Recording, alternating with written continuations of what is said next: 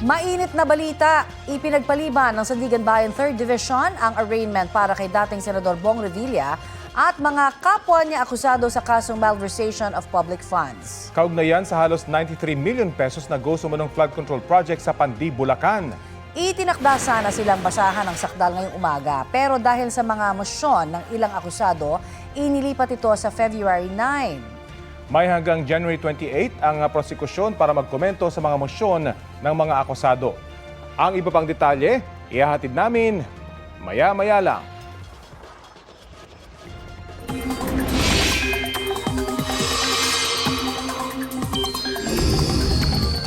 Muling tinamaan ng andap o frost ang ilang panig ng Benguet. Namumuti na ang mga damo at halaman doon dahil sa mga nakabalot na yelo. Higit na inaalala ng mga magsasaka ang kanilang mga pananim gaya ng repolyo. Maagap naman sila at naisasalba pa ang ilang pananim. Kaninang umaga, bumagsak pa sa 13 degrees Celsius ang minimum temperature sa La Trinidad, Benguet ayon sa Pag-asa. Sumadsad naman sa 10.6 degrees Celsius ang minimum temperature sa Baguio City. Yan ang bagong record sa City of Pines ngayong amihan season. Dito sa Quezon City, 20.1 degrees Celsius ang pinakamalamig na temperatura kanina. Buong bansa ngayon ang apektado ng malamig na hanging amihan. Base sa rainfall forecast ng Metro Weather, halos buong bansa kasama ang Metro Manila ang magkakaroon ng maayos na panahon maliban sa posibleng mahihinang ulan sa ilang lugar. Wala pa ring epekto sa lagay ng ating panahon ang binabantayang low pressure area na dating Bagyong Ada. Sa mga susunod na oras, posibleng malusaw ito o mag-dissipate ayon sa Pag-asa. Bumaba naman ang tsansa ng isa pang LPA sa Pacific Ocean na pumasok sa Philippine Area of Responsibility.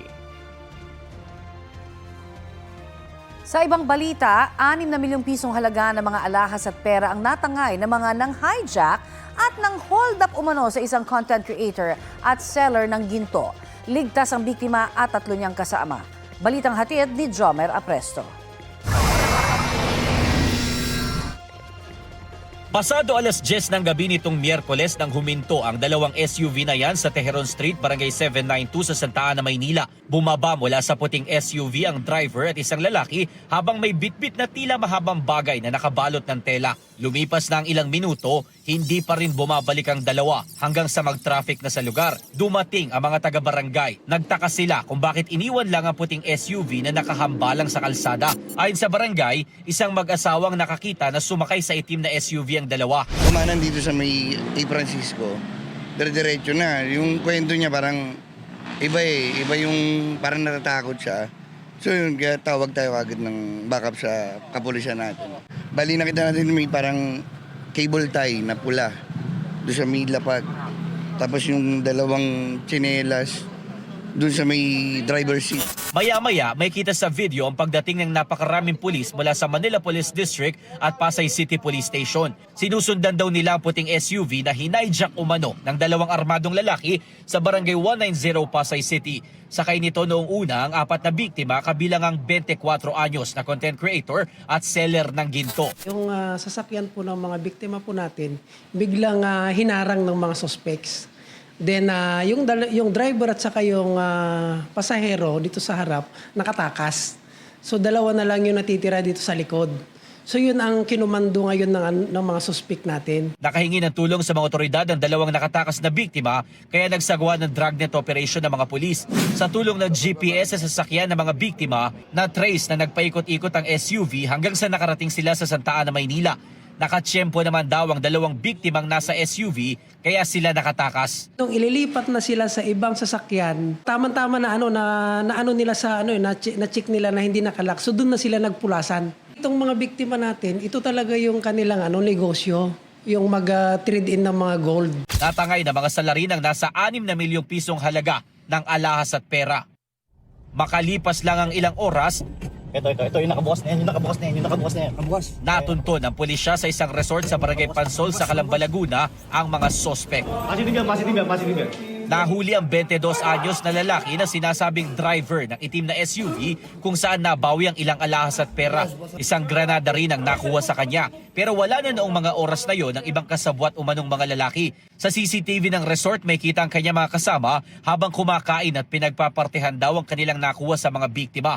Sabi ng pulisya, Tukoy na nila ang pagkakakilanlan ng 6 sa 10 sospek. 2 rito ay SK chairman at kagawad pa raw ng isang barangay sa Pasay. Lumalabas sa investigasyon na ilan sa mga sospek ay kakilala na mga biktima. Ito na raw ang ika-5 beses na nagawa ng mga sospek ang kaparehong krimen sa iba't ibang lalawigan. Sinubukan naman namin hinga ng pahayag ang nahuling sospek. Sagot niya, Sa korte na lang po ako magpapaliwanag, sir.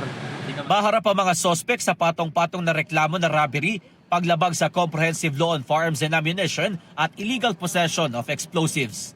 Jomer Apresto nagbabalita para sa GMA Integrated News. Ito ang GMA Regional TV News. Ihahatid na ng GMA Regional TV ang maiinit na balita mula sa mga probinsya.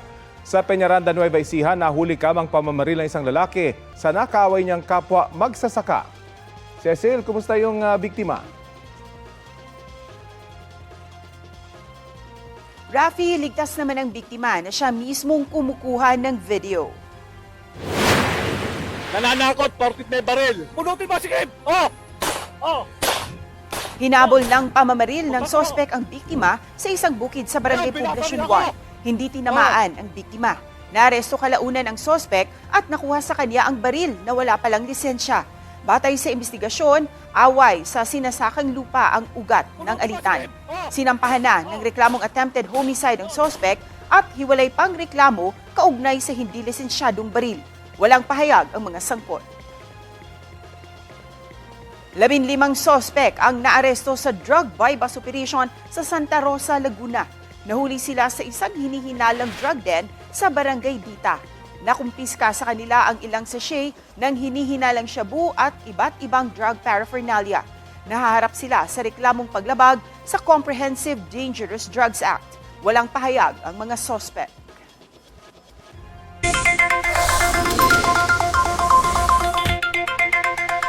Abiso po sa mga motorista, may nakaambang dagdag bawas sa presyo ng ilang produktong petrolyo sa susunod na linggo. Ayon sa Department of Energy Oil Industry Management Bureau, batay sa 4-day trading, humigit kumulang 5 centavos kada litro ang inaasahang rollback sa gasolina.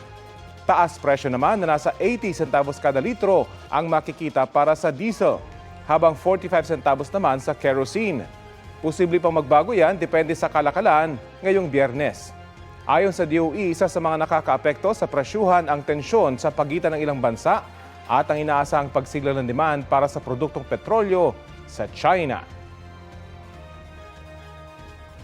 Magandang balita sa mga kasambahay sa Metro Manila. May 800 pisong dagdag sa inyong buwanang sahod simula po sa February 7. Mula 7,000 pesos, 7,800 pesos na ang buwan ng minimum wage ng mga kasambahay sa NCR. Ayon sa Department of Labor and Employment NCR, ikinonsidera nila sa desisyon ang inflation rate at dagdag gastusin ng mga kasambahay. Magsasagawa sila ng information drive kaugnay nito. Paalala nila, sundin ng mga employer ang bagong pasahod dahil maaari silang maharap sa multa at parusa kung hindi sumunod dito.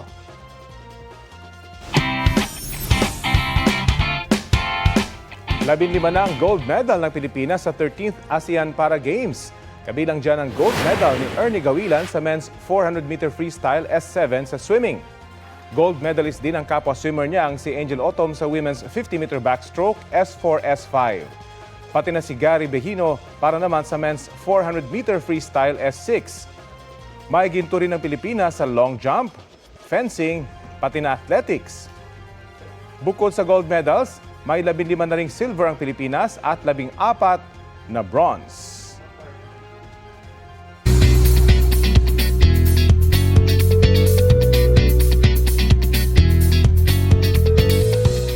Happy Friday mga mare at pare, kilig ang hatid ng kapuso couple na sina Gabby Garcia at Khalil Ramos sa bagong music video ng OPM band na Ben and Ben. Yan ang bagong single ng banda na Duyan. Sa video, kita ang mga pagsubok na nararanasan ng mga couple. May behind-the-scene photos pa na wedding ang tema. Kwento sa akin ng Ben and Ben, very fitting sa Gabriel ang music video na bumida na rin sa nauna nilang music videos. Sinulat ni Miguel Benjamin ang Duyan para sa kanyang wifey at kinanta niya sa kanilang wedding noong 2012. Nililis yan kahapon na taon sa 30th birthday ni Khalil. Sa social media, may sweet message pa ang girlfriend niyang si Gabby with matching photos from past birthdays ni Khalil.